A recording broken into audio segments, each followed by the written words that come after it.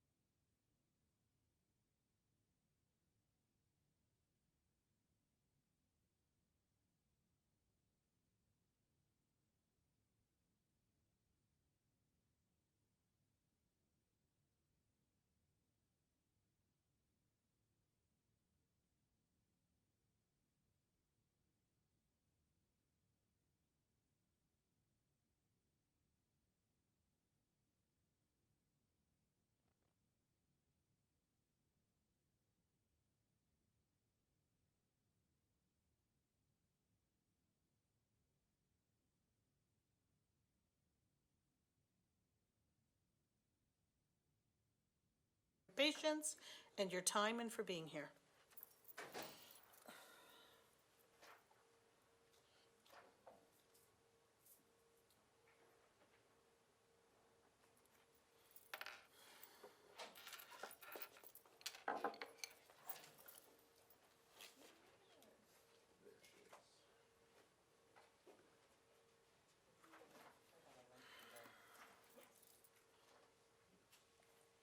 I'm going to give until 5:35 for our other commissioners to show up, and then we will go ahead and presume and start this meeting. Thank you.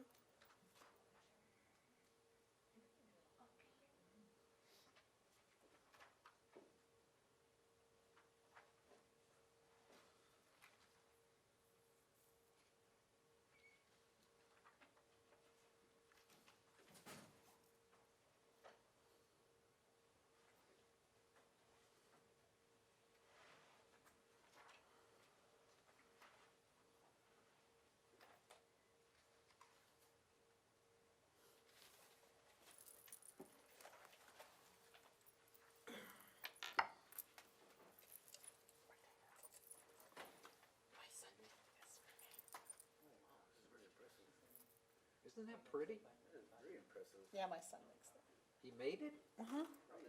It keeps, this coffee, because the coffee stays hot for like 12 hours. It's amazing. Where did he find the, is that wallpaper or No, no, it's not wallpaper. where did he find the material? Oh, This, he has connections, yeah. It's pretty cool. that's fantastic. Yeah, I love them.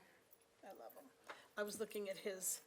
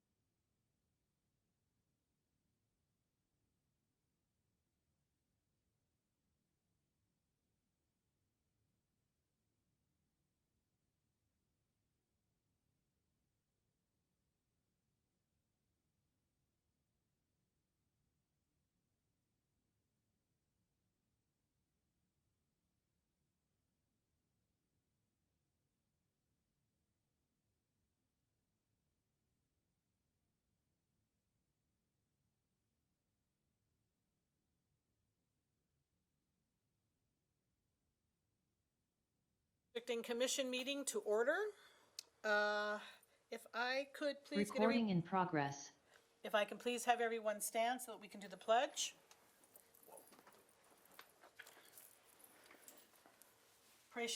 Place your right hand over your heart. Repeat after me. I pledge allegiance to the flag of the United States of America and to the republic for which it stands, one nation, under God, indivisible, with liberty and justice for all. Thank you very much. Our wonderful secretary, if I could please get a roll call, I would appreciate it. Thank you. Yes, ma'am. Commissioners Andre, Commissioner Butler, Commissioner Coulson,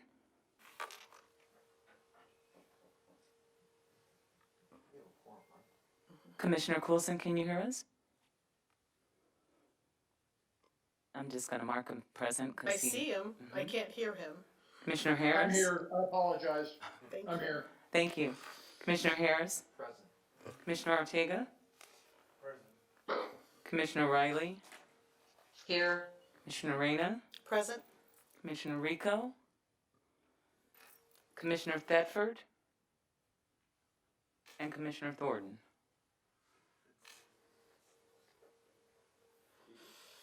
Thank you, we have a quorum. I move that we excuse our 4 commissioners that are not online right now. Hopefully, they will be able to join us in due time. So moved. I need a second, please. Second. Moved by Harris, seconded by Ortega. Thank you very much.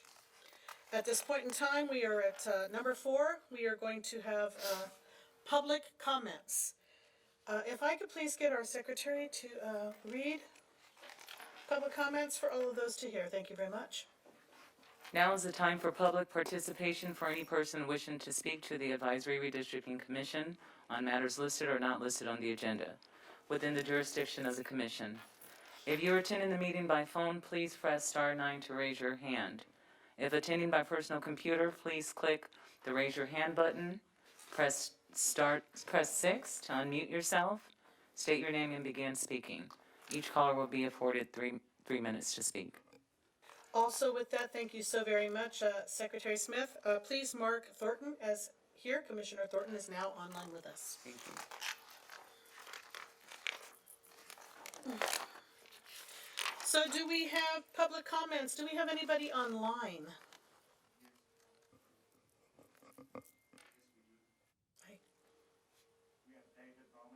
David Bowman. Good evening, Mr. Bowman. How are you? I hope all is well. You have 3 minutes, sir. Thank you very much, Neela. My name's Greg Hernandez. I Oh. go ahead and I moved. Oh no, that's okay because I want to go ahead and explain something. I moved up here to the Antelope Valley 12 years ago, and I started using the name Dave Bowman because it was easier to go ahead and get a response from Palmdale and Lancaster Anglos. Okay, that's why I started using it. Now I go ahead and I come from San Fernando Valley and North San Diego County, and I was horrified by what it is I went ahead and I saw here in the AB. Okay, when we go and we talk about what I call voter suppression, because that's exactly what has gone ahead and occurred. All one has to go ahead and do is look at the structure of the city council, take a look at what it's gone ahead and has done, and its failure to go ahead and support the Latino community. We're the ones that go ahead and take care of people's homes, mow their lawns, wash their dishes, we go ahead and we clean floors. But yet for some reason, we're not adequately represented in local government. And that's why I went ahead and I decided to get involved, because I grew up understanding what the Constitution says. I went ahead and I grew up understanding the Civil Rights Act. I watched it go down. I went ahead and watched all these things go ahead and happen. And I thought we were beyond that here in the Antelope Valley, but we're not. And it's never going to go ahead and change until we go ahead and participate in what it is we're doing right now. Okay, now, there has been stuff talked about politics, which I believe don't bear any merit, and those I'll go ahead and I'll cover in another meeting in the future, the city council meeting. But the reality is that we need representation here for the Latino community. And if you go ahead and you look at the structure of the city council itself, we got 4 Anglos on there and 1 Latino, despite what Senor Loaf goes and he says. Okay, I've been here 10 years, I've gone ahead and I've seen what's going down. And the fact that they went ahead and they rejected an Alva Map, which you guys were, oh, I forgot to thank you all for your work. You guys went ahead and you approved all these things. You guys went ahead and worked all the numbers, and you went ahead and you discussed all these parameters, and you guys went ahead and voted 9-1 for the Alva Map, the biggest vote of the night. And the city council goes ahead and rejects it. You know what? I am of the opinion that what should happen is you guys should go ahead and resubmit the Alva Map just like it is again, because there are people waiting to see what happens. And if it goes ahead and goes down that way against the Alva Map again, what's going to happen is there are going to be a number of people that are going to be suing national organizations, because we saw how the Alva Map went. Okay, so I don't know how much time I went, but thank you very much. I appreciate it, especially all the work you guys have gone ahead and done. You guys have shown a tremendous amount of leadership as far as the community is concerned, and we're all very, very grateful. I'd like to thank you very much for your time. Thank you very much, Greg Hernandez, for giving me your name. And if I can just say one thing, I want you to hear my voice when I tell you, don't ever be afraid of your name. I married a reina. I wasn't born one. My mother is Jewish and my father is of mixed race.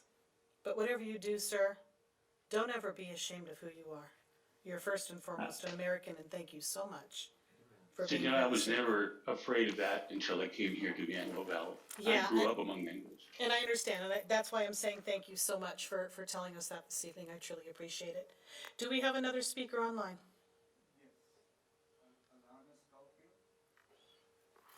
Hello, Ms. Schofield. You have 3 minutes. Please go ahead and speak. Thank you so much for being here this evening.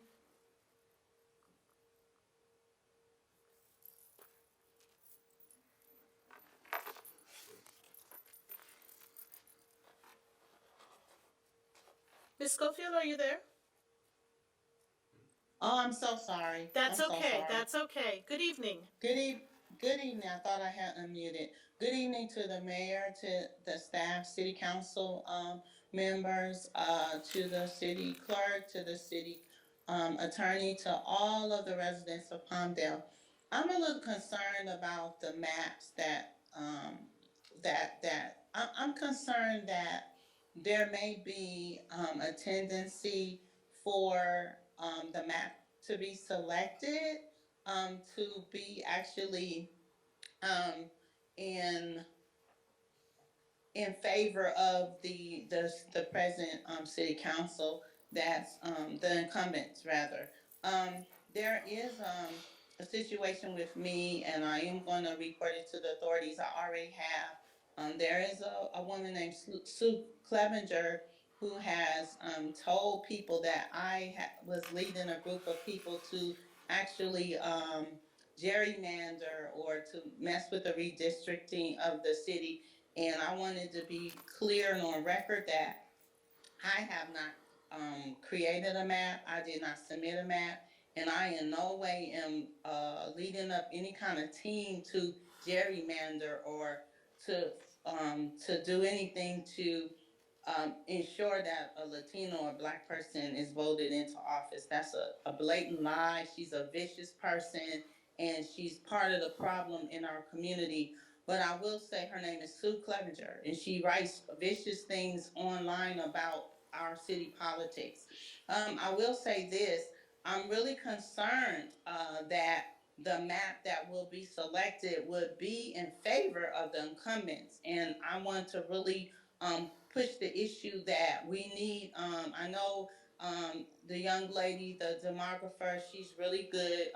And she's really trying to be biased and unbiased and as objective as she can be.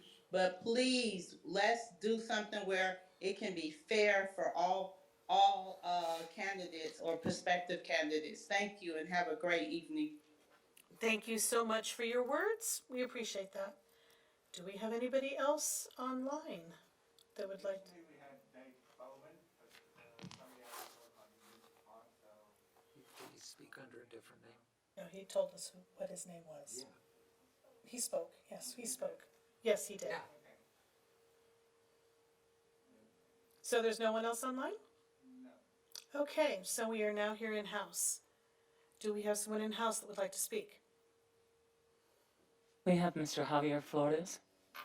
Good evening, Mr. Flores. Thank you so much for being here this evening. Thank you, Madam Chair. I'd like to read a statement that we prepared, made a copy for all of you.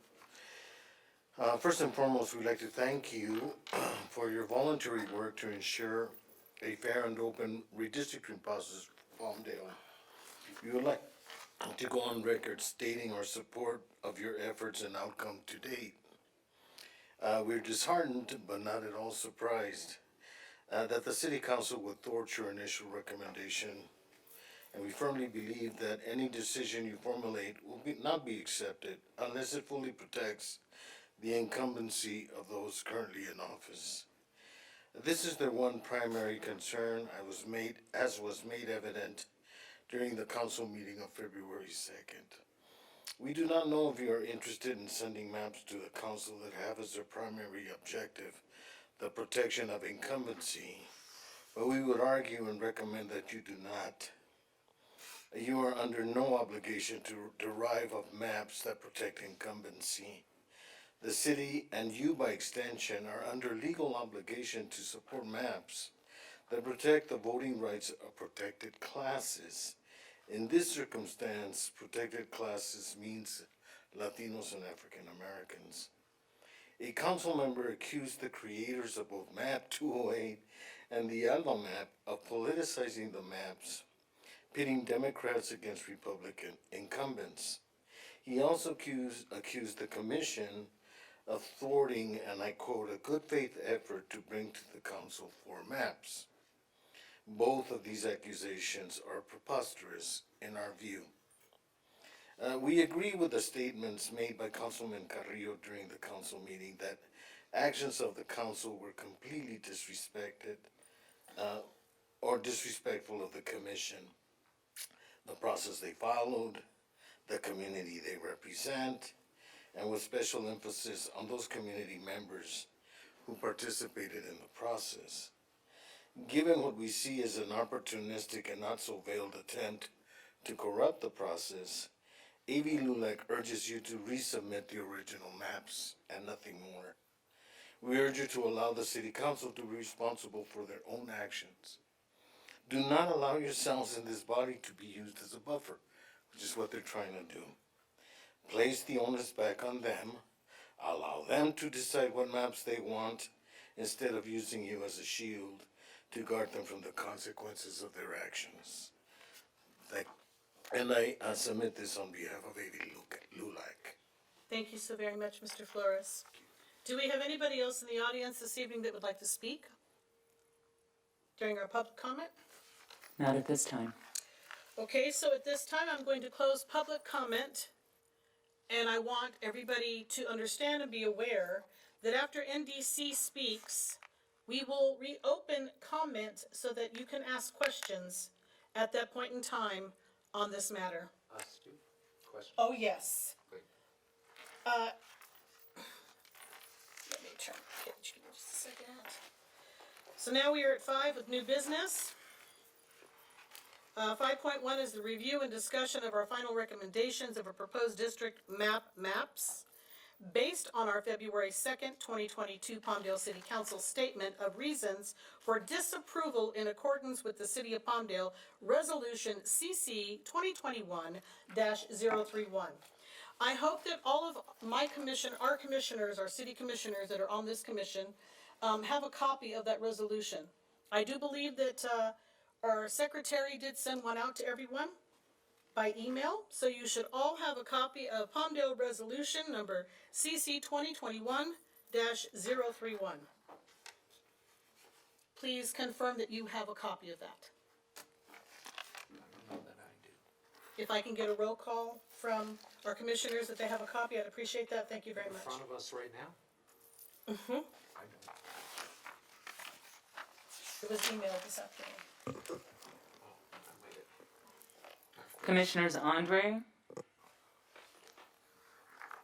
Butler, I need to check my inbox. Coulson, Yes, I have one.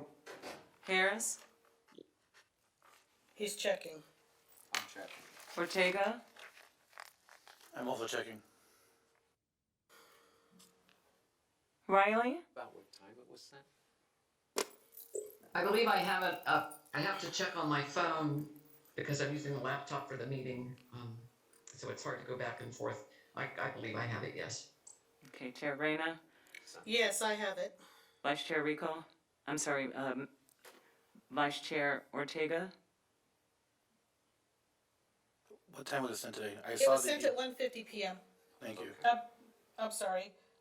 Let me just recheck that.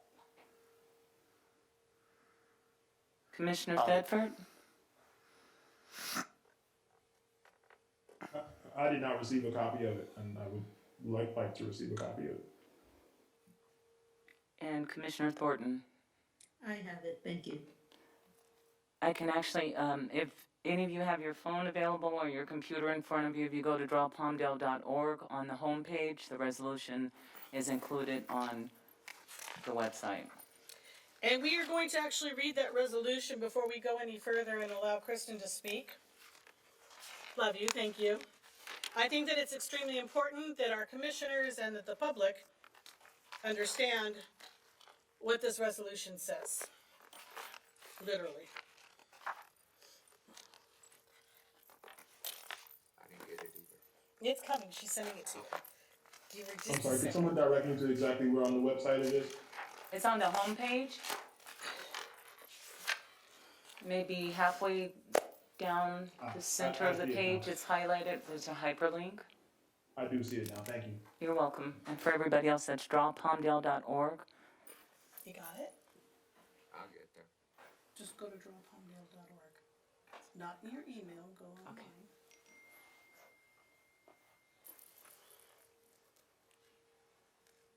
Drawpalmdale.org. Mm-hmm.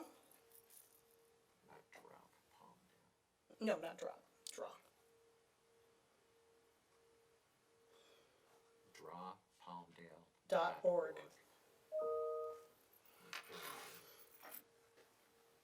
And it's under what part? It's on the homepage, On the home. the very first tab. Okay, draw map. No, the very first. Here. There you go. It's on the first page. Here. I'm sorry. That's okay, we're actually having copies brought out for you. Oh, that's perfect. Why don't you just hold on? Yeah. It'd be easier for him to have a copy. I'm really not a troglodyte, but It's all good. I know, not Just everybody is. so I'm clear, is this is the original resolution, hasn't been any modification to it? No, there has not. Okay, This just is- wanted to make sure we're looking at the same thing. Yes. So we're just gonna give a few minutes so that, some of our commissioners that are up here will have copies in. And to Commissioner Denver's point, if you scroll all the way down, you'll see the date it was signed. It was from last April. So that way, Exactly. so that you would see that it hasn't changed since then. And there's been no new business added to that or no new changes as far as I can tell. Or I can see, excuse me. So our goal in this session is to review this resolution, just simply to ensure that we are adhering to it. Yes, exactly. That is my point and purpose of making sure, I wanna make sure that all of our commissioners are understanding of what our job is to do and what the city, came up with and decided to utilize for us to do this job. I think that it's very important that everybody understands this.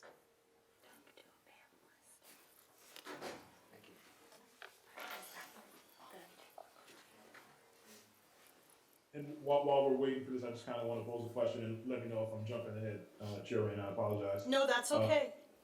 So with regards to this being sent back to us, do we have documented what the specific reasons are outside of just simply what was stated in the meeting? No, we Has just, that been delivered to us in writing is what I'm asking? no, it has not.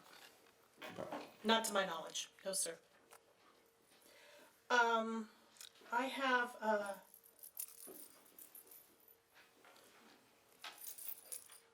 have my copy. No, I want you to read it. Please, thank you. Okay. So this is the City Council, City of Palmdale, California Resolution Number CC 2021-031, and I'm going to ask Drew over here to please read this. And Drew, just so that you know, I may kind of, jump in because I want people to understand certain portions and to not have any hesitation or misunderstandings of what it means.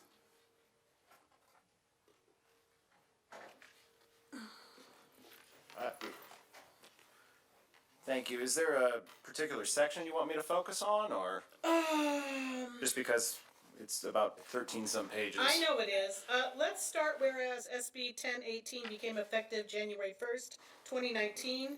If we can read that page first and go all the way to section 2. Sure. Whereas the SB 1018 became effective on January 1st, 2019, expanding the methods for redrawing district maps. Under this legislation, in addition to appointing an advisory or an independent commission, the City Council may instead elect to appoint a hybrid commission or contract with the Los Angeles County Citizens Redistricting Commission, CRC, as outlined in the authorities and criteria for redistricting commissions, Attachment 2, and provides for detailed information for each commission. Subsection A, the City Council may adopt districts itself, and B, the City Council may appoint an advisory commission to recommend district boundaries for City Council adoption. C, the City Council may establish an independent redistricting commission to adopt or new boundaries to the city. And subsection D, the City Council may establish a hybrid redistricting commission to either adopt or recommend new boundaries to the city. And I'm going to stop you right there for just a moment. And the City of Palmdale chose to have an advisory commission, correct? Correct. Thank you very much. Everybody understands that the City of Palmdale chose an advisory commission. Thank you. Go ahead and continue. Now therefore may be it resolved that the City of Palmdale, acting by and through its City Council, having considered and been fully advised in the matter and good cause, appearing therefore does hereby resolve as follows. Section 1, Establishment. There shall be established the Palmdale Redistricting Commission, hereinafter commission, which shall be an advisory redistricting or advisory commission pursuant to Election Code section 23001. The commission shall be established by June 1st, 2021, and shall exist until the City Council adopts an ordinance establishing City Council district boundaries for the November 22nd election. Okay, you can stop there. Do all the commissioners understand section 1 of establishment? Does anybody do any of the commissioners have any questions about this section? I do not. Section 2, membership. The commission shall consist of 11 commission members. Commission members shall consist of a diverse group of residents. Okay, we're done with that part. If we can go to section 7 where it says redistricting criteria.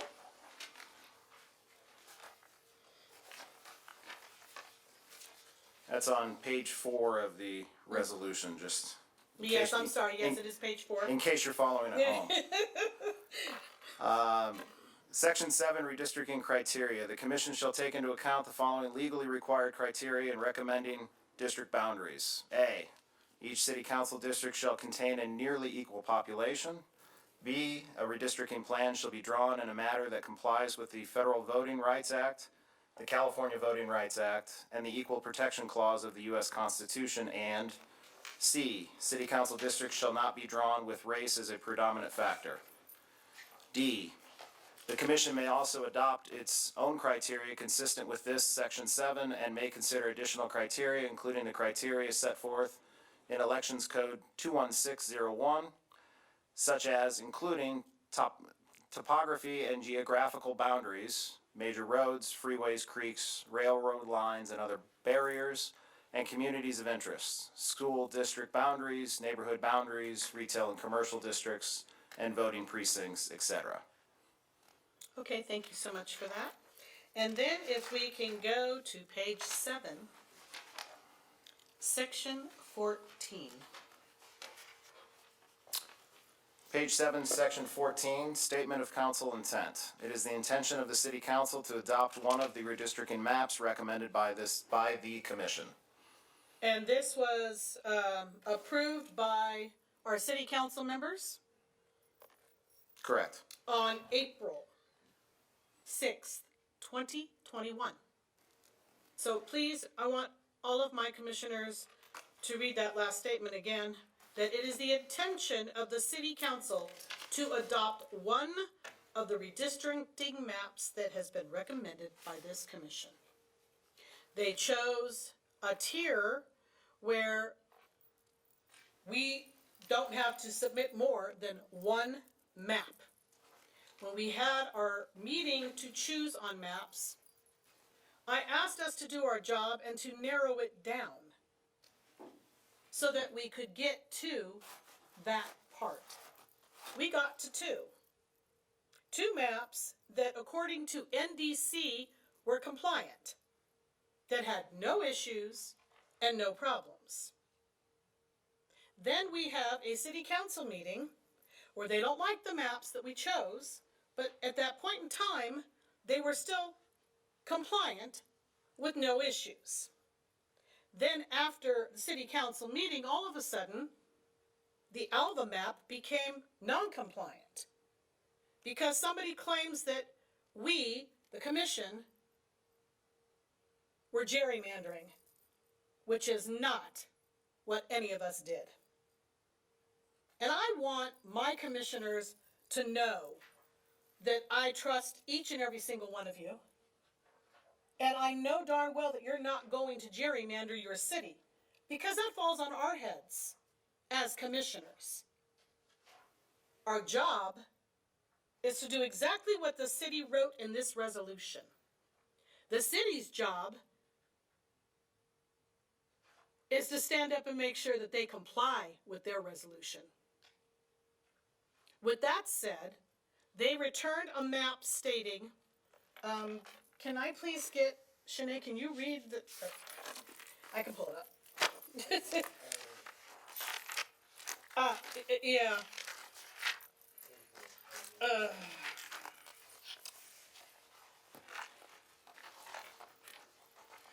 The Alva Map that we presented to the city council, they said, oh, it violates federal rule on racial gerrymandering, which it does not. They said that it violates the Fair Maps Act provision, which it does not with neighborhoods. And it says that it's easily identifiable boundaries and compactness. Okay, when you look at the Alva Map and compare it to NDC maps, you're not going to see that much of a difference. Excuse me, Madam Chair, Yes. are we discussing this now, or are you Hold putting on, a no, question hold on. out? This is a Because it sounds question. like an opinion. No, this is a question, Okay. okay? So, I want to make sure that you guys know what we have to do this evening. And with that, I'm going to ask Kristen to come up here and to explain to us why all this change when everything was fine to begin with.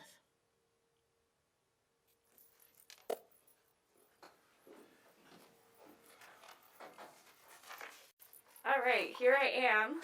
Thank you, Chair Reyna.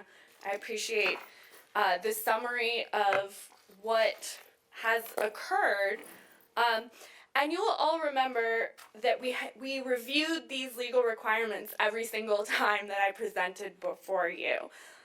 You've seen these many more times than City Council and understand them well. I'm going to summarize them for what's hopefully the last time. And obviously, the federal requirements are the supreme first, foremost considerations that we need to look at. And there are three.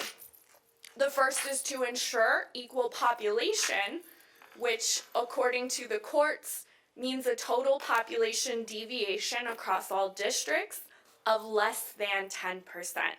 So that is a very easy requirement to know if a draft map plan meets it or not.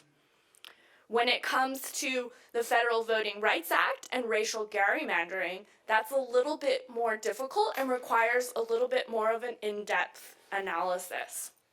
Of course, the Federal Voting Rights Act says that districts should not dilute the voting power of protected classes of voters, and often we are looking for majority-minority districts, and if they're possible to be created. As we've discovered throughout this process, the city of Palmdale has before it draft maps where all of the maps that you're considering are proposing 3 Latino majority districts, according to citizen voting age population. Now, the last federal legal criteria that we look at is to prevent racial gerrymandering. And as you just heard in the city attorney reading the resolution, what that looks like is making sure that when a map is drawn, that race is not the sole factor or the predominant factor. And again, without knowing the intention of the person who drew the map, all you can do is look for evidence. So that is the federal laws that we must follow. We also have a new California law, and because this law is new, there have not been any court cases yet. So we don't know what courts will rule about the California Fair Maps Act. What we do know is what the law says. It says there are 4 criteria that must be followed in order of importance. What that means is that the first criteria is the most important. And if you are violating the 4th criterion because you are respecting the first or second, that is okay, because they're ordered in order of importance. First is geographic contiguity. We did receive one map that had non-contiguous districts. That was Public Map 210 that is pointed out previously. What geographic contiguity means is that each district is a complete whole piece with no disconnected parts. Second, California law says when drawing districts, we should try to minimize the division of neighborhoods and communities of interest.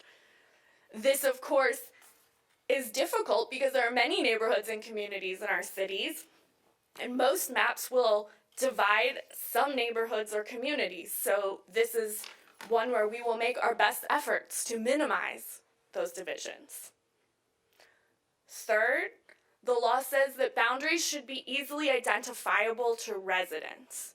NDC draws maps that do that by making the boundaries follow major roads and arteries that residents are familiar with, or other natural geographic features. The final criterion under California law is that districts should be compact, and it defines compactness as not bypassing a nearby area of population to take in a farther away area of population. So a lot of times when you look at the shape of the districts, you will be able to determine whether or not they are compact. Obviously, city boundaries are not always compact or contiguous. In that case, we understand that the California law says, to the extent possible, do all four of these things in order of importance. So, when we're looking at legal requirements, first comes our federal law, second comes our California law. Some of this stuff is cut and dry and obvious, and some of it is a little bit more open-ended and subjective. We do the best that we can to advise our clients based on our knowledge as to whether maps meet or do not meet these legal requirements.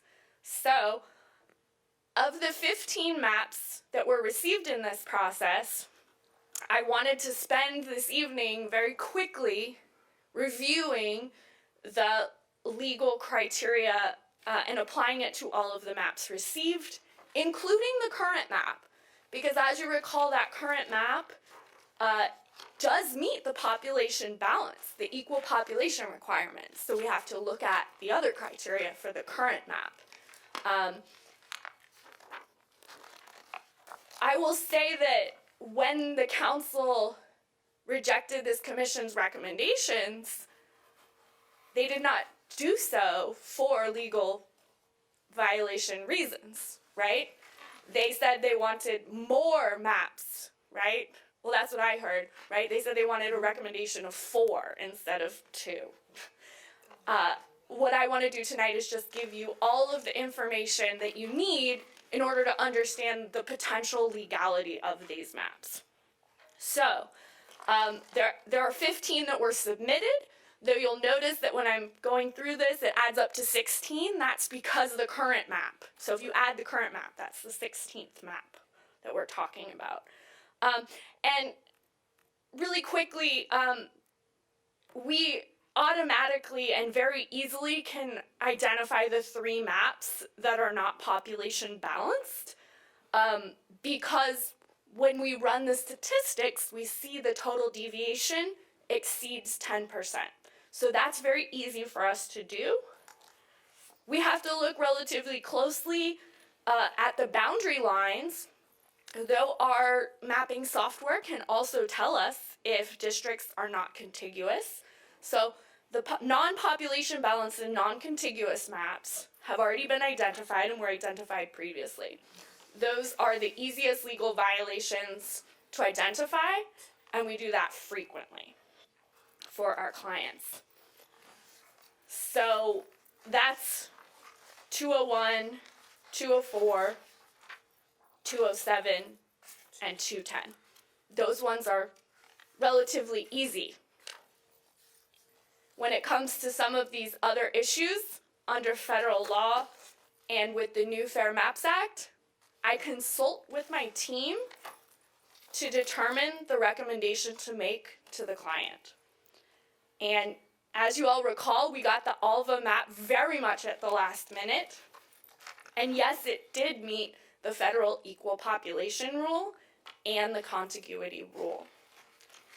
However, after consulting with my team, concerns were raised that the map may violate the federal rule on racial gerrymandering and may violate the Fair Maps Act provisions for compactness, easily identifiable boundaries, and minimizing the divisions of neighborhoods and communities of interest.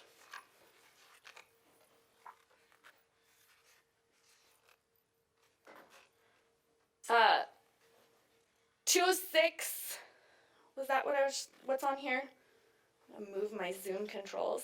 206 and 210. 206 and 210. Okay, 206, dividing neighborhoods and not compact, and 210 non-contiguous. So let's look a little bit closer here. 206,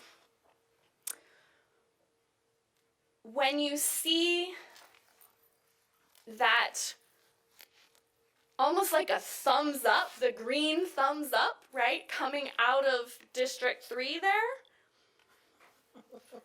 it looks non-compact. It looks at first glance as though they are avoiding certain areas to take in others. That also is an area of concern because we did hear from the community during our workshops that there's a community of interest in the area around City Hall, where we are today, that may be divided under this map. And it's not just the thumbs up, but it's also the pink area around that goes up and down. In fact, each of these 4 districts look to me non-compact, like they are specifically avoiding nearby areas and taking in farther away areas. Again, that is the last criterion under California state law. So if all of those districts were drawn that way in order to minimize divisions of neighborhoods or communities of interest, it would be legally permissible for them to be non-compact. Okay, so this is complicated stuff. And again, we may or may not have the author of Public Map 206 to tell us why the non-compactness is occurring in this map. All I can do is identify it for you and put a flag on it, right? Public Map 210, it's much easier for you to see that the purple areas are not all connected. Therefore, this map does not meet the very first and foremost California requirement of contiguity. Now, when I receive a public map that's non-contiguous, sometimes it's very obvious where the non-contiguous portion was intended to be. In this map, it's not necessarily obvious because once you add that purple area, if you decide that it's going into 4, it can throw this map out of balance. So it's really hard to intuit what's going on here. All I can do is flag that this actually violates the number 1 California state law criterion. All right. So looking here at the Alva map, I have 2 images on this slide. The first one just shows the district outlines. And this was pointed out, I believe, by a member of council and myself when I first saw this map, which is that there are some very jagged edges on the boundary between districts 1 and 3. And it's not clear that those jagged edges have an explanation to protect communities of interest or neighborhoods or any of the other legally required criteria. There may be a compactness concern as well that I did flag for you with this map. When we look at District 3 here and District 1, definitely looks like they're avoiding nearby areas to take in farther away areas.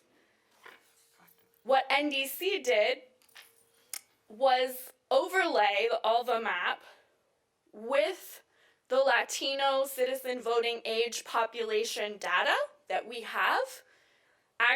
We disaggregate that data all the way down to the block level, right? And that is what has been available on the interactive review map. When you look at it, it almost looks like these jagged edges are not random, but they may be pulling in blocks with more Latinos. The end result doesn't change that there are 3 majority Latino districts in the Alva map, as there is with all the others. So, again, without an explanation of why the boundaries are as they are, all we can do is flag what the evidence could look like. And it could look like these boundaries were drawn with race being a predominant factor. And that is really a serious concern.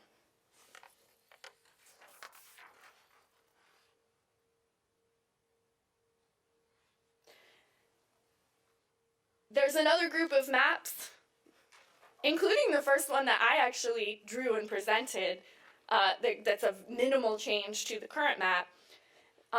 These are maps that may violate the Fair Maps Act provision for compactness. And the reason why it's may is precisely what I said a minute ago, which is we've not seen any litigation yet. The Fair Maps Act is new, and we do not know there's no legal precedent yet. So we don't know what sort of challenges will be brought and how courts will rule on compactness. We do know that the law says to the extent practicable, districts should be compact. We know that that's fourth, so it's of the lowest importance on the list of criteria, but it's worth pointing out, perhaps very obvious when you look at Public Map 205, that the blue area, District 2, almost looks like a snake. It snakes around. And even though Districts 1, 3, and 4 look compact, it's District 2 that's really of concern in that particular map. And in the current map, and in the NDC minimal change map, even though District 4 snakes around, it's not actually the concerning district because the city boundaries snake around in that area. So what's actually of concern, if you look at the current map, the biggest concern for compactness is District 1, the green area. Because you see it going to the west and pulling in a chunk, right, of the area surrounded by District 2, and then you see it going all the way south to the very southern point of the city. And it's avoiding certain areas and snaking around to others. So that is a potential concern. Again, we're flagging this all for you, and you may, interpret it differently or see something different. We just want to give you our best expert evaluation.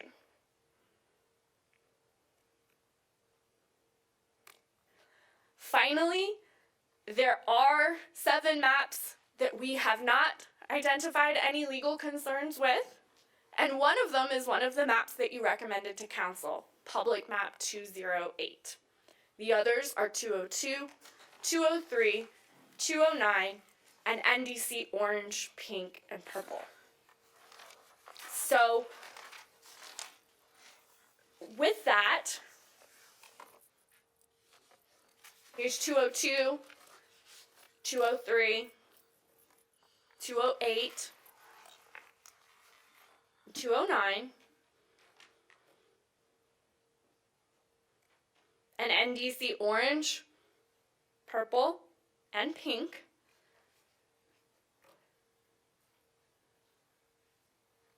And that covers all of the maps that have been submitted as well as the current map.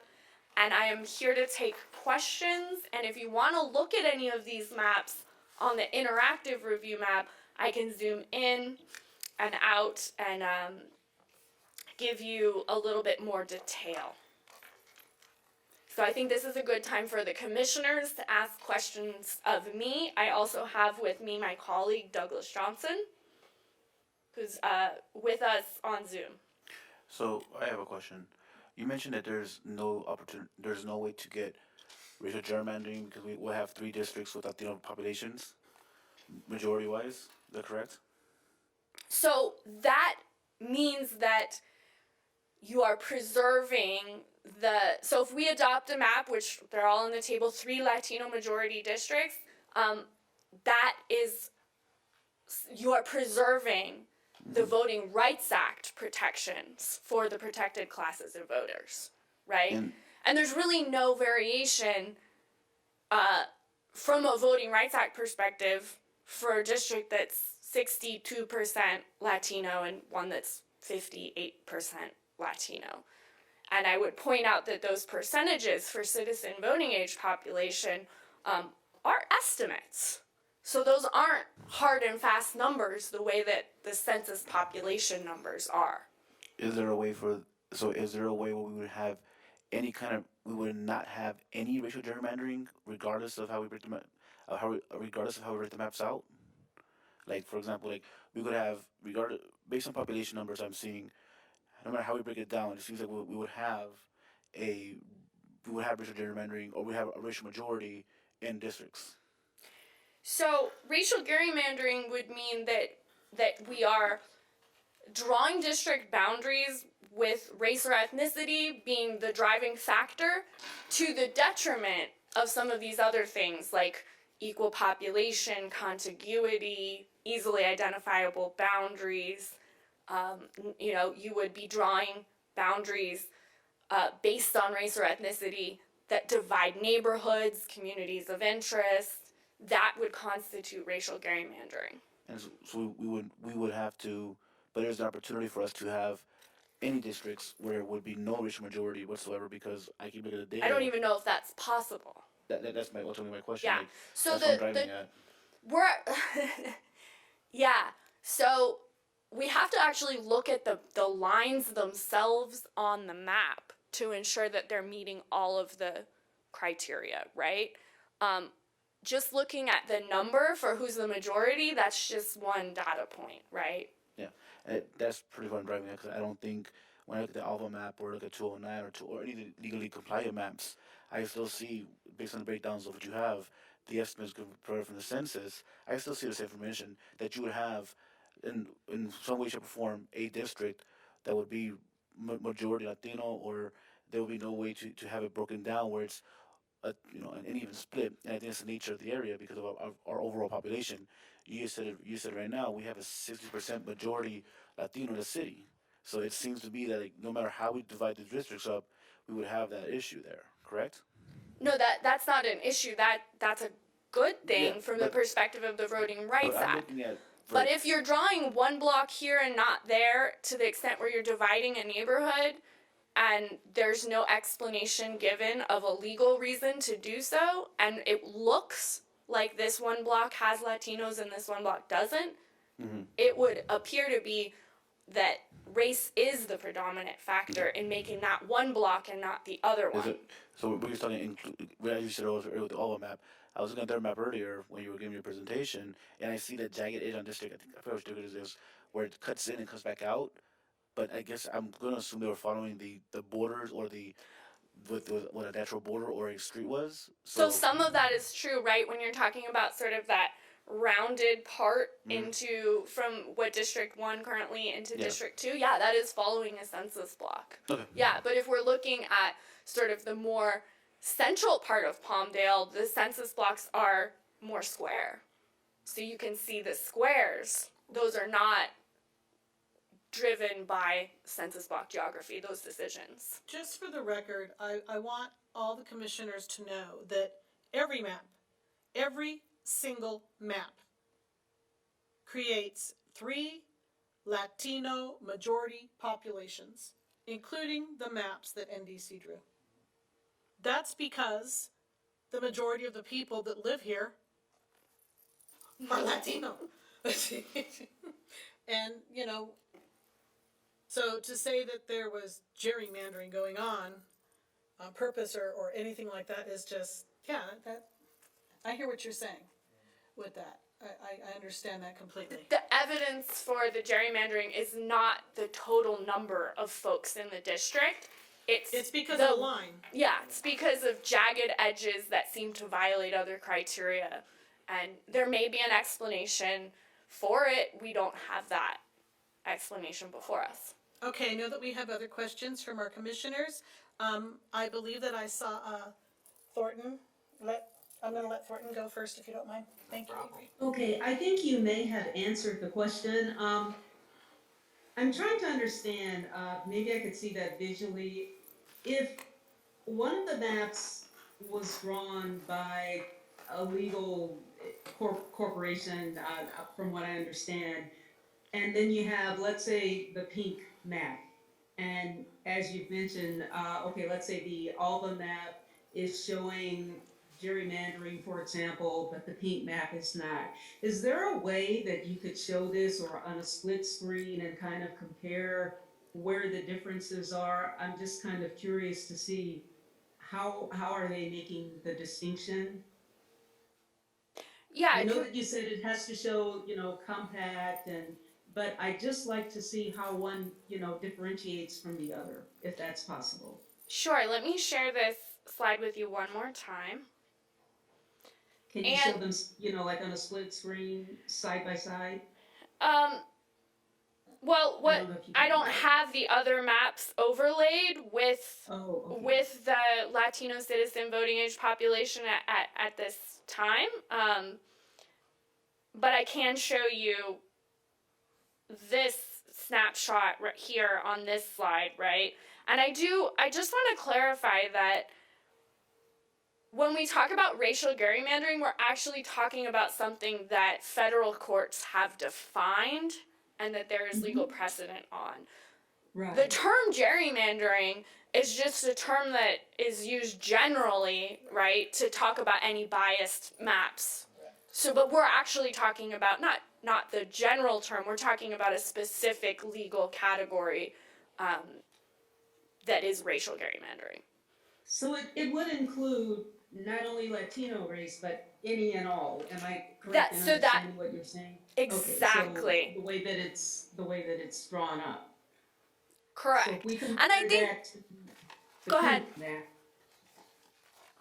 the NBC map, for example, is it possible to see, what the difference would be, how they're written or drawn?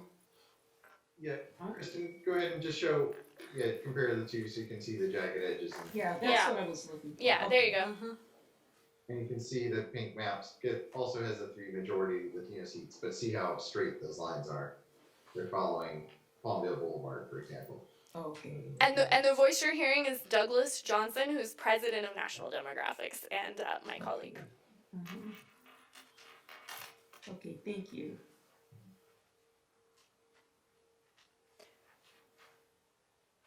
Yeah, and I think some of the confusion, and this is common confusion, is there's a confusion between the Voting Rights Act considerations and racial gerrymandering, and the NDC maps are also drawn with the intention of complying with the Voting Rights Act by creating these majority Latino districts. But you'll notice that we're not creating those majority Latino districts by ignoring neighborhoods, major roads, all the other criteria, right? We are incorporating the full legal criteria. It's not easy to do this, by the way. If any of you have sat down and drawn maps. I'm getting to see this. Gotta see my dining room table. And from what we've heard too from the public, right? I mean, we're very lucky that we've received this many submissions. It's not easy. We asked our public to draw maps, and they did. Commissioner Harris. I understand that the city of Palmdale has a majority Hispanic population. The Census Bureau puts it at like 52%. We've had people appear before us who said it's 67%. But aren't we setting ourselves up for the city of Palmdale to be back here in another year when somebody appeals a redistricting where 52% of the population It's 62% of the total Okay, population, fine. but you're correct. It's 52% of the citizen voting age population. So of eligible voters, 52%. Oh, I'll go with the 62, it doesn't make a difference. What I'm saying is, when you look at it objectively, and 62% of the population, even assuming that people vote in racial blocks, which I don't believe they do, but how do you take 62% of the population and end up giving them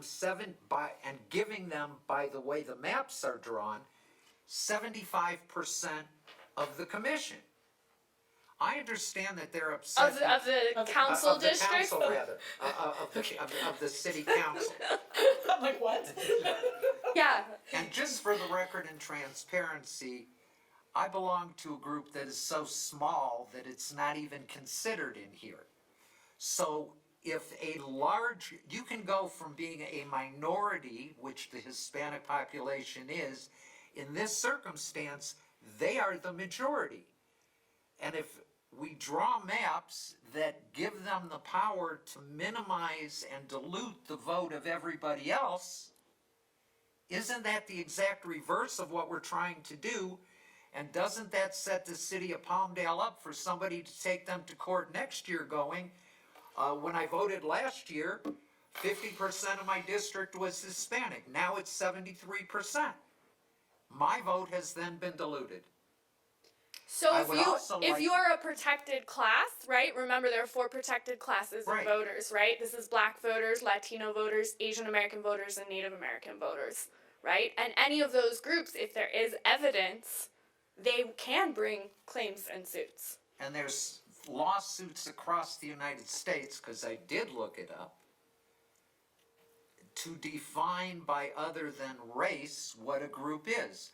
What I'm saying is, I don't want the city of Palmdale to be a test case a year from now, saying you did the reverse of what you were sent there to do. And Yeah.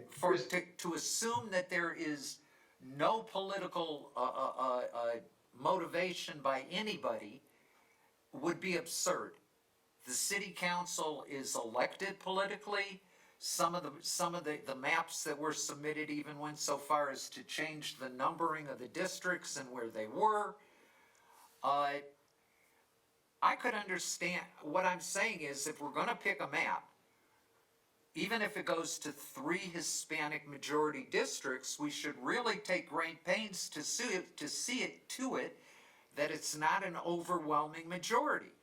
73% of one race and in one district, 68% in another, and I'm pulling these from different ones so you don't have to go look. And it's a concern. I'd be beating a dead horse. I'd be beating the same horse to say it again. I'd also like to say that possibly we would have reached a different decision the last time we met if we had discussed them like we are discussing now. I mean, first of all, I do not feel disrespected by the city council. I do not feel disrespected by the chairman or this group. I think we're all here on the same page with the same goal.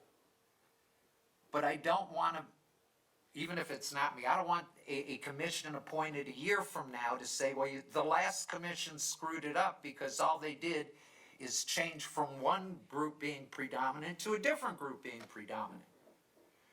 If you end up predominant, at least to keep the numbers closer together. I don't necessarily know that we can do that because that's what the people do. In the Alva Map, it's 58, 32, 58, 61. If you look at, where is it? Not the, what is it?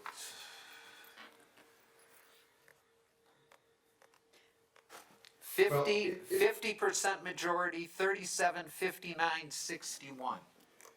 Now with a group that's only got 62% of the population, if you count the whole city, how do you end up with 3 districts with that being the majority?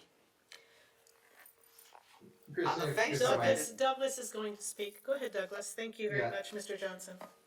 Yeah, so this question comes up a lot. It's a good question. And the numbers, as Ms. Parks is presenting them, do establish that this is a legal map. A couple of things come into this. Number one, only a protected class can bring a challenge. So, like the white population can't bring a Voting Rights Act challenge saying they're being discriminated against. They're not what the federal law defines as a protected class. if I'm Native American, can I bring a challenge? No, that was the next point I was going to make, is that Native Americans, African Americans, and Asian Americans in Palmdale are not concentrated in sufficient numbers to constitute the majority of a district. Any of those wine groups on their own. and you have to be large enough to constitute a majority of the district to bring a Voting Rights Act challenge from the Voting Rights Act. So these maps are safe on all of those points from a federal challenge coming up from some other group. I would also note, to your point about racial block voting, these maps are safe. They meet what the court in the earlier Palmdale case determined was an effective number. But as you know, there are these majority seats. Right now you have a Latino on the council elected from the least Latino district in the city. You have a non-Latino elected from one of the Latino majority seats.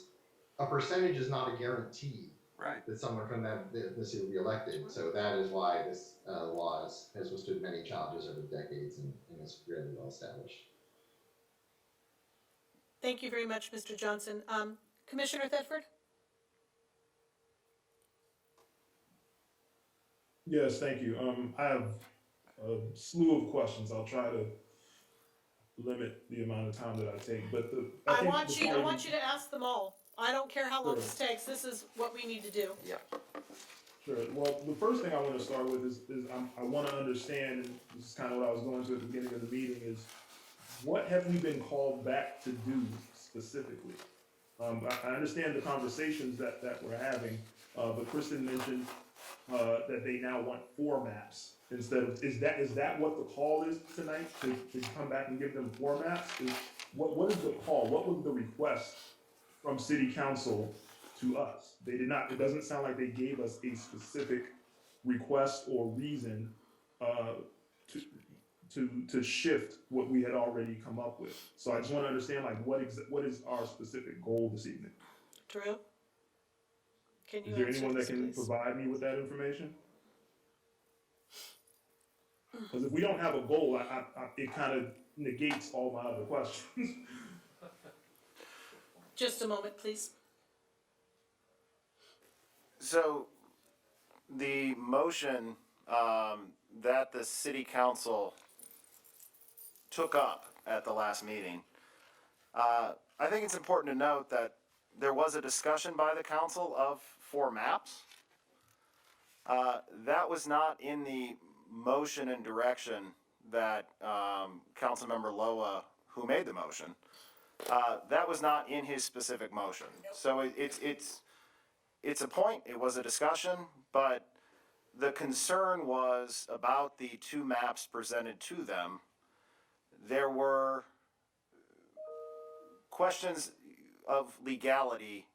Take a second look at these maps, for possible discriminatory basis for which they were drawn, reconsider, and send back maps that off that basis they check the boxes, essentially. So it's important to, I think, distinguish that Councilmember Loa didn't specifically request, and the council did not approve a request for 4 maps. But they wanted a second look at the 2 maps that were presented for not only reconsideration under federal law, but also any state Fair Map Act or any other law that would apply to drawing maps. And is that statement written somewhere, or will we not be able to see that till there's minutes for that council meeting? It's on YouTube. It's right there. So I know, I with watched that- it 3 times before tonight's meeting. So you're Yeah. you're the expert on what the council's I reasoning reviewed was. myself, and I thought maybe there was something that I had missed in the meeting, so that's why I wanted to kind of clarify or attempt to clarify that point. I agree, thank you. So with that being stated then, NDC, you've now gone back and reviewed the maps that were recommended, and you've determined that the Alva map could potentially be viewed as having lines that represent racial gerrymandering. Is that a correct statement? Yes, that is correct. So my first question about that then is that, could that also be potentially viewed as just deviations to adjust for population? I'll take that, Kristen. I would say no, because there are other maps that do the same deviation without having those jagged edges. So, yeah, the question is, why are those edges there? And you're right. If it's explained by a higher criterion, that's great. It just needs to be something that would withstand scrutiny might not be done without those jagged edges. And so then, is it the role of NDC, because Kristen, I heard you mention twice that you guys don't have the information as to the why. Is it part of your role to go back to the creator of the map and ask them the why? Or is that just left as an unknown? That's why we actually worked with staff, and the chair mentioned that there's going to be, once the commissioners finish their comments, there's going to be another round of public comment, so that the members of the public here can respond to the concerns. Yeah, and keeping in mind that, to the extent possible, all of the discussion of these maps and all of the business of redistricting is done in a transparent manner in a public meeting. No, understood, but I guess what I'm kind of getting at is, if there's a concern about, why something is drawn a certain way, and we feel that, here's a possibility with regards to how it could violate law, there could be just as many possibilities as to how it upholds the law. And I'm not stating that that's the case for this particular map. It's just when you're just simply looking at lines, and if we don't go into the how and why, the fact is we don't know. And the idea of pointing these things out is just to indicate a possible violation of the law, but it does not necessarily specifically indicate a violation of the California or federal law. Is that fair?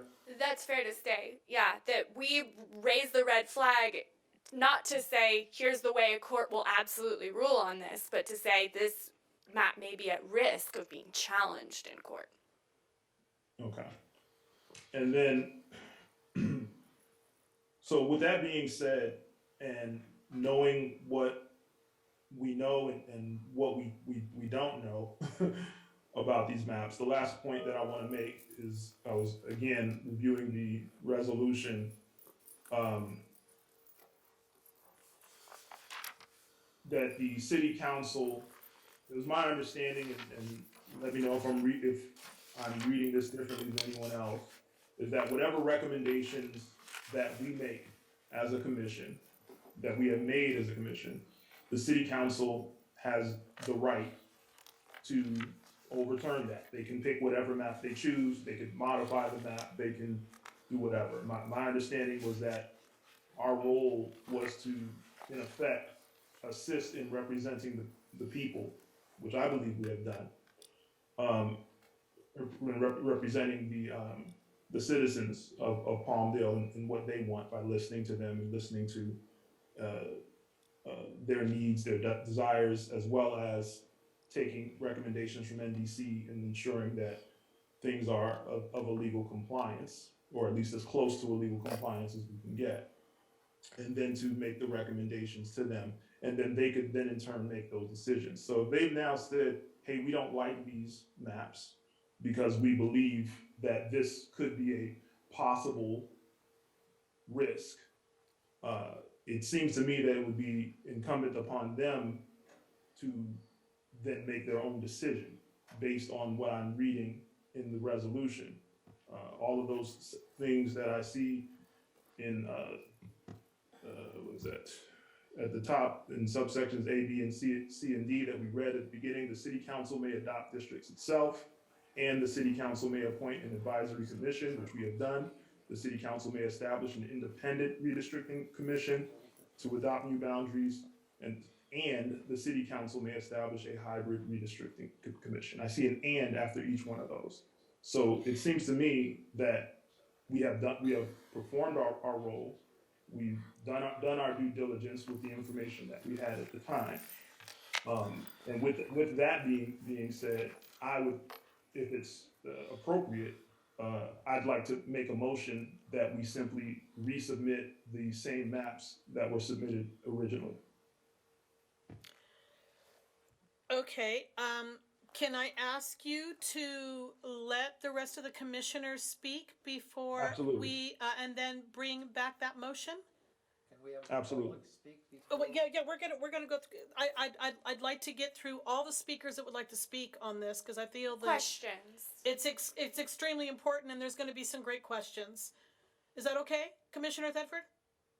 Yes, no, that's perfectly fine. That's what I said. Thank you so If very If it's not much. the appropriate time, I can hold that motion until later. Thank you very much. Okay, do I have any more commissioners that would like to speak on this matter?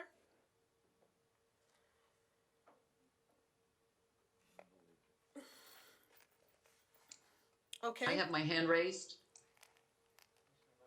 Oh, it's Commissioner Riley.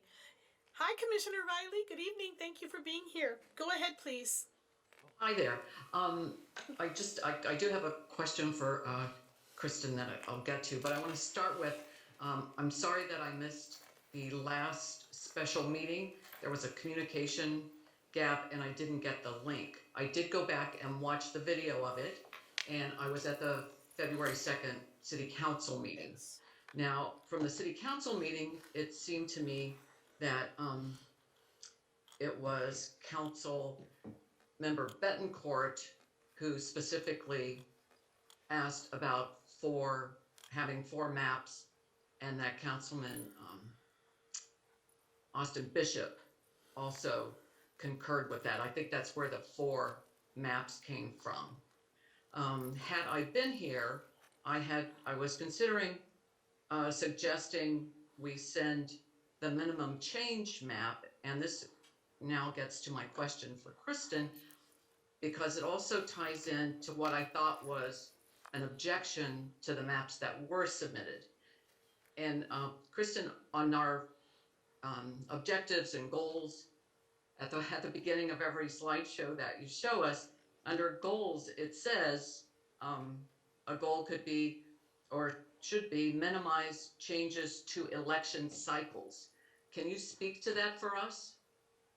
Yeah, absolutely. It's a great question. So, what that means is, after we've considered all of those other legal criteria, we are allowed to consider this sort of other category of criteria. And one of the things that we traditionally consider in redistricting that is not explicitly addressed in our federal and state law is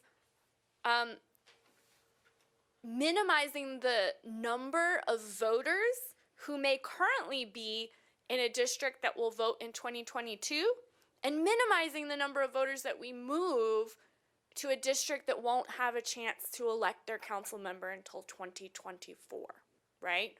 So while that is not a legally required criterion, it is something traditionally considered for multiple reasons, but primarily for the purpose of ensuring that residents are not going 6 years without getting a chance to vote for their representative on the council. And I will say I have another city that is adopting a map that actually does the opposite. It moves voters who are currently in 2024 district into a 2022 district, right? Meaning they got to vote in 2020 and 2022, right? So that's we tend to think, right, in our democracy that making sure that people get a chance to vote, more voting is better than less voting. No voting at all. Right. So that's what we mean when we say minimize changes to election cycles. That's with voters in mind. Thank you. Do any of the commissioners have any more questions?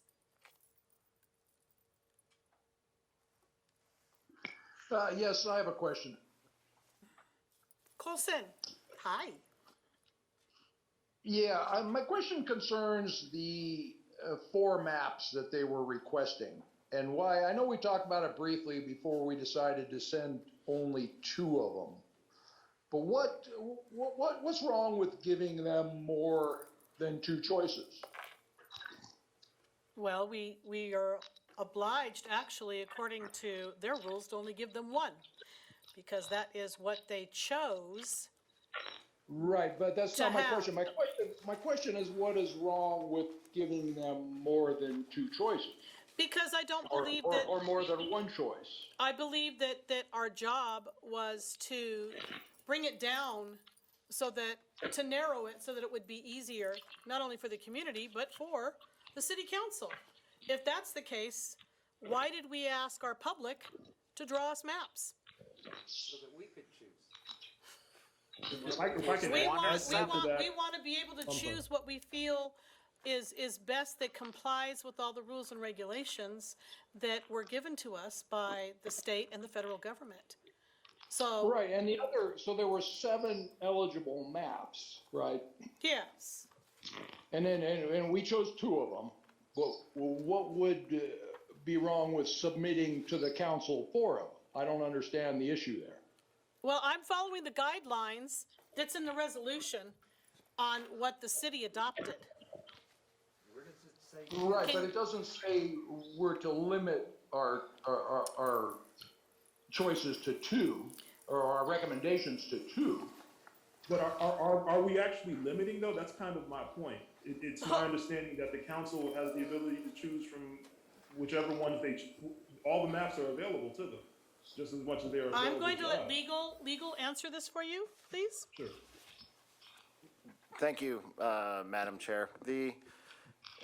And I believe the chair is referring to specifically, if you look at your resolution, attachment 2, under authorities and criteria for redistricting commissions, which would roughly be page 9 of the resolution. The way staff laid out this set of columns, and it goes back actually, Commissioner Thedford, I wanted to just chime in, and you asked a series of questions and didn't really get an answer regarding who has the final authority for map adoption. And I did want to come back, and it kind of all ties together here in this answer. You have 3 columns there: the Advisory Commission, Hybrid Commission, and Independent Commission. And the way that the election code kind of lays out the way that these commissions go is obviously your most independent, where city council doesn't have the authority is an independent commission. It says in the scope, they have the authority to independently adopt a city districting map. The hybrid commission right next to it, kind of the middle of the road approach, lays out that a hybrid commission would recommend 2 or more districting maps to the city council, and the council must select one.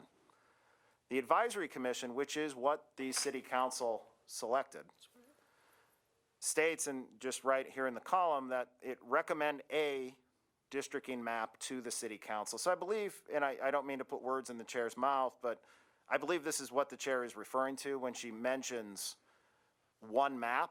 And so that answers kind of the first question. Question number 2 is the way that this resolution is laid out. Council did in section 14 adopt a statement of council intent. We can't ignore that. However, the final authority for which a map may be adopted rests with our council. And that is a choice that they made when they decided to go with an advisory commission versus a hybrid or independent commission, where they'd be seceding some of their power regarding map and map drawing. So yes, the final authority rests with our council. They have stated in section 14, they have an intention stated here in the resolution. However, they are free when it comes time to vote to adopt and choose a map of their, a map that they wish to pass. They can take that recommendation by this commission and use it as a starting point. It certainly weighs heavily in their analysis, but ultimately, again, it's important to note that they have the final authority. Does that answer your question on why I did what I did in our last meeting? That's why I brought it down to at least 2, because my understanding is a map. 1. We gave them 2. So, and sorry, I just wanted to come back and clarify. The election code regarding hybrid and independent commissions is actually restrictive in terms of the maps, and it kind of lays out what you can and cannot consider. Knowing that they, the way that this resolution in that column lays out, they did have one. I do want to say you are free to send more than one map. You did it on the first round. There's nothing against, there's no law out there that says you can't. Staff put it in there, and I can't speak for the staff that put this together, but it's really the intent to use that as a jumping off point. At minimum, you can send one, but there's nothing in the law preventing you from sending 1, 2, 4, or more. It's how this commission wants to look at the maps, how this commission wants to consider and analyze and make their recommendation. You have your goals and objectives, they're all laid out in your resolution, and it really comes down to how you, as a body, choose to, how you want to fulfill your mission and do the job put before you tonight. And in my opinion, that's exactly what we did at our last meeting. Because I want to just to clarify again, even though we recommend 2 or 3 or 4, the city council has the ability to choose from any of the 7 or 8 or so valid maps. Is that a correct statement? Ultimately, yes. So we're not in any way limiting their choices. We came together as a group. We decided this is what we felt was correct. So in my opinion, we fulfilled our duty. And as I mentioned before, your recommendation, this body's recommendation, weighs heavily into their thought process and analysis. I can't speak for them directly, obviously. We should keep in mind that this body attended the public hearings, attended the workshops, saw the feedback, saw the community involvement. So all of that weighs into the ultimate consideration, but ultimately, yes, coming back to your question, they can choose the map they so wish to recommend. Drew, can you clarify something for me? I'm trying to understand one thing.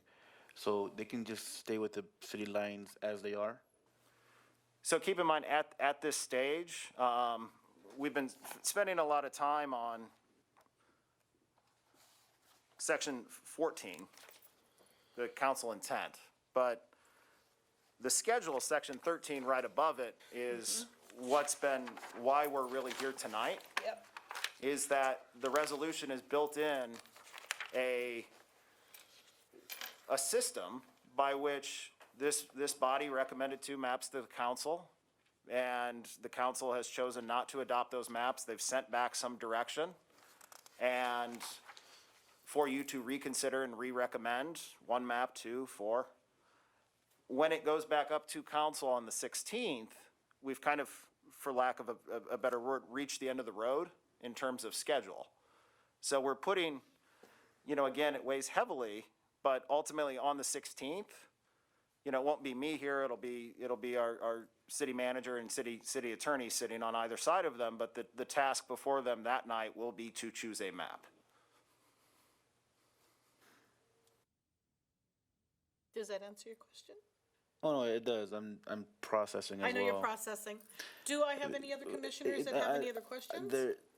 The processing I have is, therefore, by my understanding, if I'm understanding correctly, that if we offer them 7 maps, they can just choose as they see fit, regardless of whatever we decide. Correct?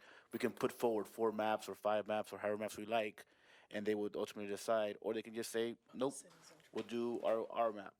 Am I correct? And they'll weigh that consideration, much like you're doing tonight. If they choose to, as Kristen mentioned, if they choose to adopt the current districts the way they are, Kristen's gone through the factors and raised how that plays out. What's at stake, and they'll weigh it and make that decision. If they choose the minimal change or whichever map they end up picking. All right, thank you. Do I have any other commissioners that have any other questions at this time? Seeing none, I'm going to call for a 5-minute break before we go to the public, because I feel that we all may need to have just that little bit of time. Thank you. You're welcome.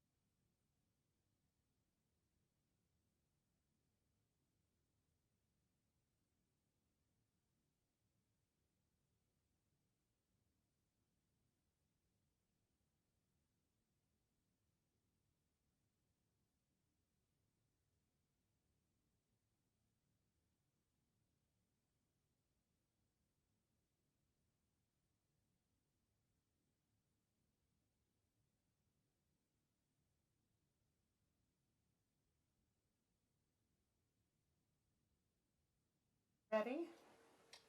I'd like to thank the chair for that break. It was needed.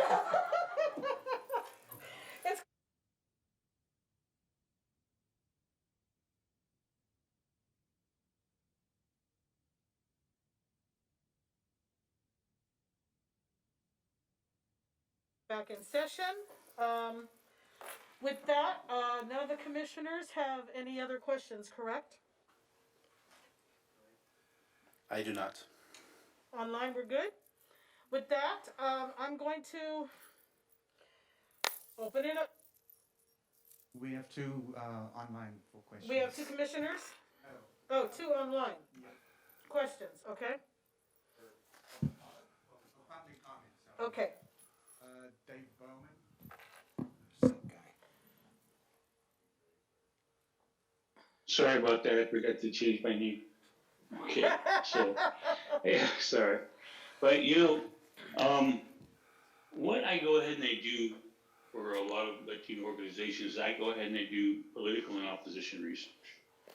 And when I started going ahead and looking into this issue as far as redistricting is concerned and the polarized voting and the bias activity that went ahead and went on here, what still goes on here in the Antelope Valley, it caused me to go ahead and take a look at where the issue of districting went ahead and occurred. And I guess this first observation is in relation to Mr. Johnson. Mr. Johnson, are you there? Okay, it appears that Mr. Johnson is not there. If his name is Douglas Johnson, what I'm going to refer to as a document that was submitted back in 2013 in relation to, they go ahead and they call this the resolution, the statement of decision and remedies, which went ahead and brought about the decision to district the city of Palmdale. Now, when I went ahead and looked at this, I noticed Mr. Johnson was called as an expert in this, this proceeding, and it strikes me as odd that he is here now today after almost 13, 11 years. But I want to go ahead and read a paragraph from the judgment itself. It says, more troubling to the court is the defendant's creation of districts that are designed to protect the current incumbents. Mr. Johnson admitted that the original draft of his district-based plan took the residences of current council members into consideration. Although he explained that the final version of the map was drawn without regard to incumbency, the residual vestiges from this original plan were apparent in Mr. Johnson's final comment. Now, the plaintiff's expert, a gentleman by the name of David Eli, described the plan as an egregious and incumbent gerrymander. So, in that case, apparently, him being an expert, he knew that the maps that he was submitting to decide the issue were gerrymandered, yet he submitted them anyways. And now here it is, 9 years later, and the gentleman is back, and what he's going ahead and questioning is whether or not we've gone ahead and we gerrymandered. Now, to continue, I find that the comments that were made by Richard Loa, more than addressing the issue of gerrymandering, were more designed to go ahead and address his own concerns in relation to this re-election. Now, as far as the commissioner who was doing all the objecting, as far as the acceptance of the Alva Map is concerned, if you go ahead and you look at both of their dialogues, both of their statements, they're pretty much the same. And it goes ahead and speaks to the element of fear of change. Now, the city, actually not even just the city, but the whole state of California is having to go ahead and adapt to that change. And see, all we're going ahead and doing as Latinos is going ahead and asking for a seat at the table. That's all we're asking for. And it really surprises me of all this resistance. Because okay, I apologize. Thank you very much. Thank you very much. Appreciate the comments. And we have another speaker? Yes, we do. Captain McLaren. Hello, Ms. McLaren. How are you this evening? Thank you for joining us. I'm so sorry, I hit it by accident. So you're not speaking, is that what you're saying? I am not speaking. Okay. I am listening. Okay. But just like Elena Schofield, I'm not gerrymandering like Sue Clevenger says, so I'm just participating. Thank you. Thank you very much for your comments. Do we have anyone else online? No, are we done? Okay, so then I'm going to close this, I'm sorry, we have in the audience still, yes. Do we have anybody here that would like to speak? Mr. Javier Flores. Excuse me, Mr. Flores, I have sinuses and I didn't take medicine today because I said I wasn't going to. Thank you. I'd like to address a couple of issues. To Mr. Harris's concern that he didn't believe that there's any polarized voting. It was Mr. Eli who conducted. Now, he's a demographer, a scientist, and it was his study that showed polarized voting. And I have the transcripts, Mr. Harrison. We'd like to welcome you to come into our office so you can read them yourself. But the transcripts of that hearing clearly demonstrates how the lawyers for both parties acknowledged the study and agreed that racial polarized voting existed. Both the lawyers of the city and our lawyers for the plaintiffs. So there was no disagreement. The argument that the city lawyers made was intent. They argued that there was no intent to racially polarize the vote. And unfortunately, or fortunately for us, that issue wasn't even considered. Intent is not important. Okay. All right. Now, regarding the issue of gerrymandering and racial polarized gerrymandering, and they say you should not factor in race when you're developing these districts. We know, and NDC has said, the main thing we're trying to accomplish here is protect the protected classes. Then they say, yeah, but don't just factor in race when making the decisions. As sometimes it's a very hard thing to do. What I think racial gerrymandering really speaks to is the exercise that has been done throughout the years of splitting up protected class votes in such a way that it makes their vote useless. That's what I think, and that's how I define gerrymandering. It may also include the other part that NDC mentioned, but I think this other piece was more important when they said, do not just factor in race. I think they're telling us, don't you be dividing them in such a way that, dilutes their vote. Lastly, I like to commend Engel Thedford, Commissioner Thedford. I think he hit it right on the nail. Send back your two maps to the city council. They're gonna do what they wanna do anyways. Let them. Thank you Give very them much, Mr. the onus. Flores. Give them the onus. I see that Commissioner Thornton has her hand raised. Oh, I can't hear you. Unmute yourself, please. Okay, so kind of in agreement with Commissioner Thetford, since we have done our work and we've submitted these two maps, we've reviewed them and we felt that they met the legal requirements, is it possible that if the city council feels that they don't meet the legal requirements, do those two maps, do the persons that develop them, do they have the option to revise them and resubmit them? Is that a possibility, or do we have to stick with the hard deadlines that are in place? Go ahead, Drew. It's a very good question, Commissioner. Unfortunately, we're really at the end of the road when it comes to our maps and our schedule for this process. 17. April 17th is really the final day that we have to submit our maps and get them approved by Los Angeles County and essentially uploaded into their system to allow a successful November election. And I just want to kind of walk you through the next stages of what's going to happen, because you could say to yourself, and I think it's important for the public to know, it's February 9th, what's going to happen in between. The recommendation tonight will go to the February 16th City Council meeting.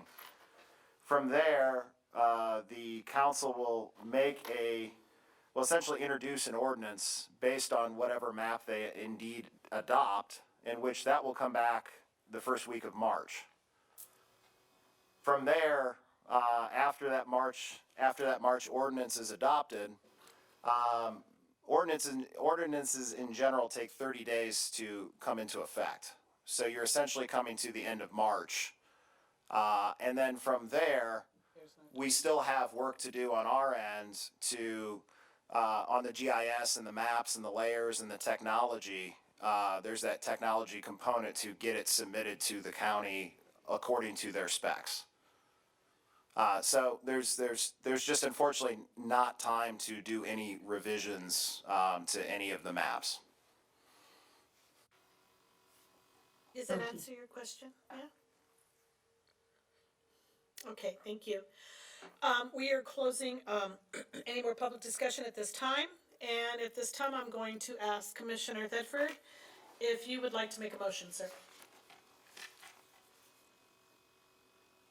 Thank you, Chair. Yes, I would.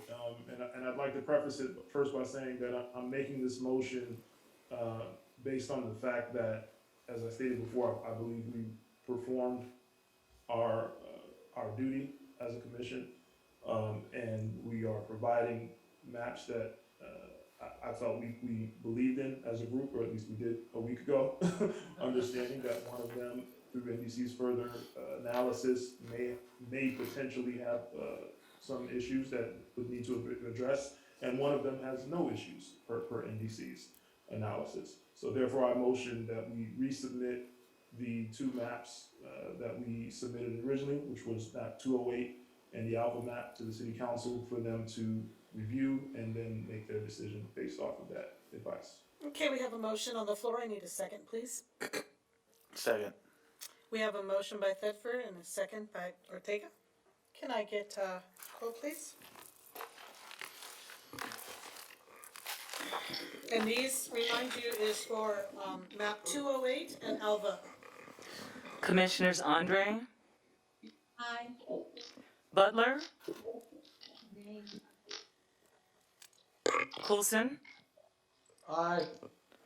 Harris, Ortega, Aye.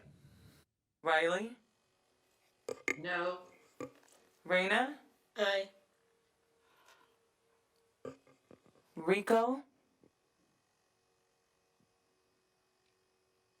Thetford, Aye. and Thornton. Aye.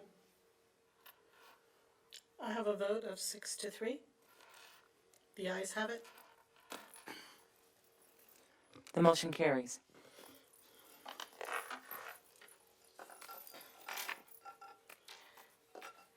Do any of the commissioners have anything else to add?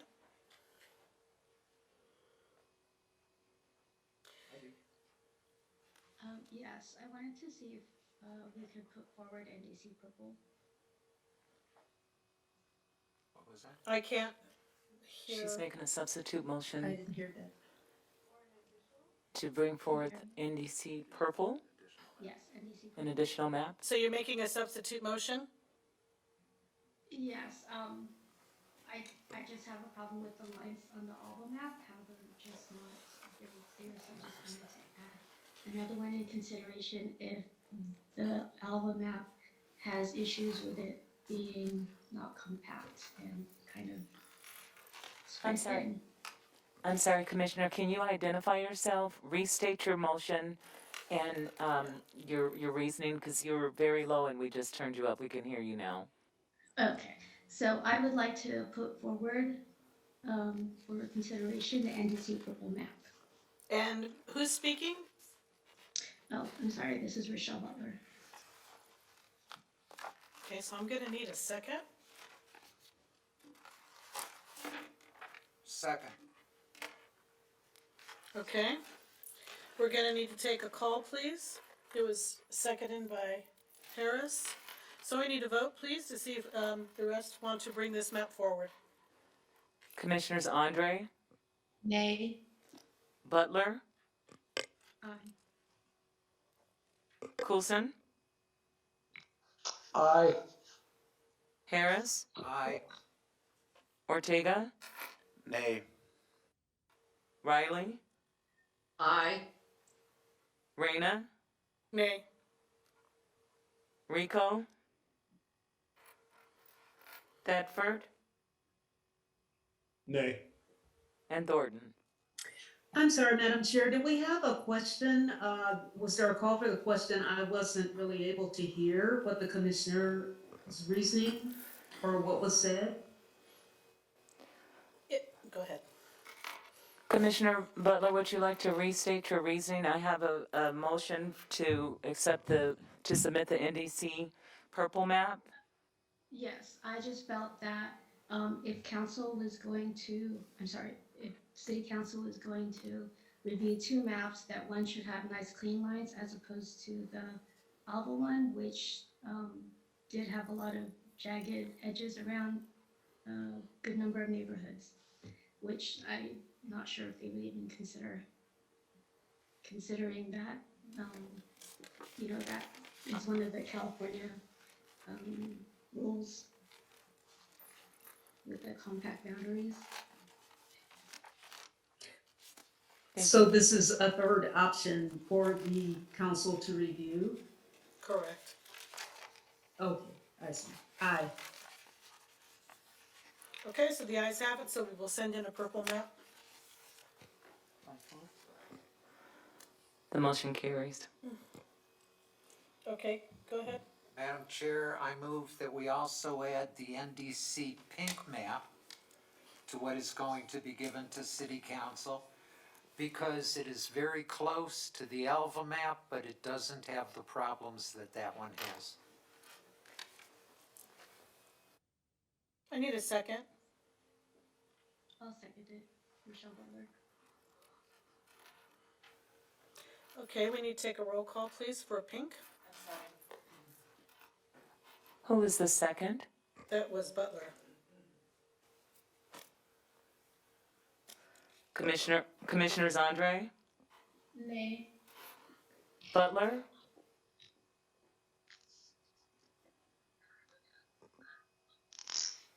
Butler, Aye. Coulson, Aye. Harris, Aye. Ortega, Nay. Riley, Yes. Reyna, No. Rico, Thornton, Nay. and Commissioner Thetford. Nay. Motion fails. With that, I also would like to say that if the city council has the right to choose a different map from the ones that we send, we don't really need to sit here and go back and forth and send any more maps. I think that the maps that we've chosen and we've sent are the ones that make our statement. And with that, I put a motion to end the meeting. Before we do, Madam Chair, Yes? I'm sure I speak for all the rest of the commissioners. I would like to thank you and all of the city employees for all of the, and NDC, for all of the incredible work that you have done. I've only spent a lot of hours. I assume you guys have spent a great deal more than that. So, as someone who knows only a part of what you've been doing, I thank each and every one of you. You're welcome. Thank you very much, and with that, before we adjourn, I would like to thank each and every one of the commissioners that came out and put yourselves out there to be, number one, first off, the first redistricting commission in the city of Palmdale. Do we get a statue? Thank you, everyone. And I just, I know that this has been difficult for a lot of folks to grasp and understand. I really truly hope that the city council really thinks about you know, the process and what was curtailed in it. We asked our public, our people, you know, the ones that vote for all of us and live here and work here and they preach and they shop. These are our constituents, these are our people, so I really hope that, what we've done, matters. And with that, I thank you all very, very much. It's been a pleasure working with each and every single one of you. NDC, thank you for being here. All of our city attorneys and, Shanae, I gotta say, hands down to this woman, I couldn't do anything without you. You are amazing. You've always gotten things out. We thank you very much. Thank you. You are just truly amazing. And with that, Thank you, Chair. this meeting is adjourned at 7:30. Thank you so very much for your time.